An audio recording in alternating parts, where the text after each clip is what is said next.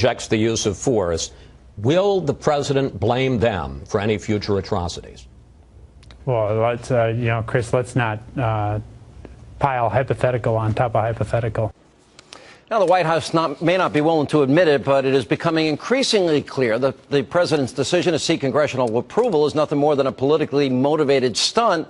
But will a vote on Capitol Hill provide our embattled commander-in-chief with the cover that he needs to weather this growing firestorm? Here to talk about this and more, the author of the book Mugged, now out in paperback. But Ann has also been hard at work. She's got a brand new book due out soon. We got the cover. Wow, look at that blue dress. Never trust a liberal over 3, especially a Republican. This may be the best book cover ever. How are you, Coulter? Fine, thank you. It's a lot of fun, and I'll be on your show October 14th when it comes out to talk about it. I'm looking forward to it, especially I want to know who those liberals under 3 are, who those Republicans under 3 are that we can trust. Let me ask you this. You know, I'm listening to Kerry, unbelievably small, days, not weeks, no boots on the ground, not about regime change. I didn't draw a red line. I didn't do it. And I'm watching Vladimir Putin embarrass the president cowering almost as Putin becomes more aggressive. It's embarrassing that our president is so confused and so wimpy on the world stage. Do you have the same feeling, or is it just me?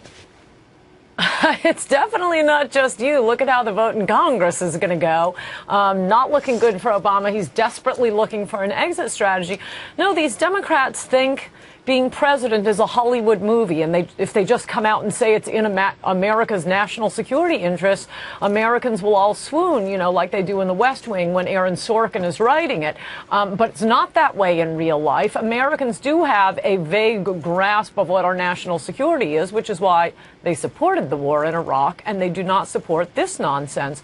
I just tweeted out, as for Putin in particular, no, he's making a monkey of Obama. I just tweeted out a very interesting article from the Tablet suggesting that this whole thing was set up by Putin to make Obama look like a monkey, that he controls Assad. Assad is his puppet.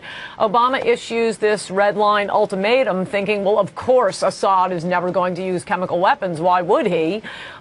This is just my way of announcing we're not interested in the Syrian civil war. So Putin puts pressure on Assad, or simply places a phone call and says, hey, why don't you use some chemical weapons? And then the ultimatum has been met. And now you have Kerry doing the exact same thing, thinking he's setting up a situation, an ultimatum that would never come to pass. Well, why don't they just turn over their chemical weapons? And Putin and Assad leap forward and say, yeah, okay, we'll do that.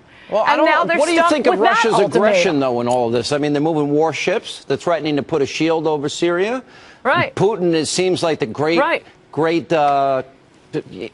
peacemaker out there. It seems like it's just humiliating on the national and the president. Look, if Israel wanted to bomb Syria, they would have done it, not said a word about it, wouldn't have even admitted to it, and they would have done the job. Right. You know? Right, if it were necessary. If it were necessary. No, Putin is the one who's looking like a man here, which is amazing since he's a midget. And let's also flash back to the campaign. Whatever words you say that get me you in trouble tonight, that's up to you. I am not responsible for all the trouble you get yourself in, but go ahead. I am merely speaking the truth here, Sean, as I always do. But anyway, remember when Mitt Romney during the campaign last year said absolutely correctly that Russia was America's #1 geopolitical enemy, and Obama's PR crew in the United States press corps leapt to attack Romney. Obama had that snippy remark about during one of the debates, oh, the 1980s called and they want their Cold War policy back. And since the re-election, Putin has time after time after time made Obama a monkey. First, he takes Snowden. You have this with Assad. Why are you saying that? Because you know people are going to criticize you for using that term against the president. Why are you saying that? Are you doing that to be provocative? No, I'm saying Putin is playing with him and making him look ridiculous. First Snowden, then this official policy, no gays at the Olympics, forcing a showdown over that. Now this, potentially with Putin directly behind it, with Assad, assuming Assad did it, and I think he did, pointlessly using chemical weapons. He is just tossing Obama around, I don't care what you say, like a rag doll. All right, let me ask you this. Do you think when Kerry says that it's going to be unbelievably small, I mean, isn't that incurring aggression because it just signals such pathetic weakness and wimpiness? If you're going to strike an enemy and you're going to hit them, you've got to hit them with all the force that their mothers will feel the vibration. If you fight a war, you got to fight it to win it. This isn't a fight to win. This is a fight to check off the box that I kept by my pledge of the red line. Right. They think they're living in the TV show The West Wing. Not only that, it's a little rhetorically difficult when you have all of these Obama spokesman and Obama himself claiming, oh, this is such a huge threat to the world, the use of chemical weapons, which they did not think in the case of Iraq. But it's such a huge threat, we've got to stop it. Don't worry, our attack will be unbelievably small. No, of course, it's a joke. Well, I just think every step of the way... And I'd also point out... I'd also, just one last thing, that clip you played at the very beginning of Chris Wallace asking the spokesman for the Obama administration on Sunday's show, now, if this gets voted down, are you going to turn around and accuse Republicans of being responsible for every chemical attack to take place henceforth in the world?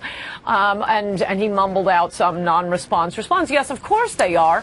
And I would say, similarly, Democrats are the pro-rape party, since they didn't want to stop Saddam Hussein and his charming son, Qusay, who were using rape as a matter of widespread rape as policy. We aren't the world's policemen. Yeah, chemical weapons are terrible. You know what else is terrible? Chopping off little children's limbs, as happened in Rwanda. We don't go around and intervene with an unbelievably small attack every time something bad happens in the world. Well, the other thing is, what about the 100,000 that died before this? It just matters the means of which 1,400 died. They did nothing. 30 months ago, they actually could have helped the more secular pro-American opposition forces, and we missed that opportunity. And he could have saved Iraq, the most magnificent United States foreign policy success in 50 years. All right, Ann Coulter, we'll look forward to your new book. And you're responsible for all the fallout of all your comments on the show, as usual. Thank you for being with us. Thank you.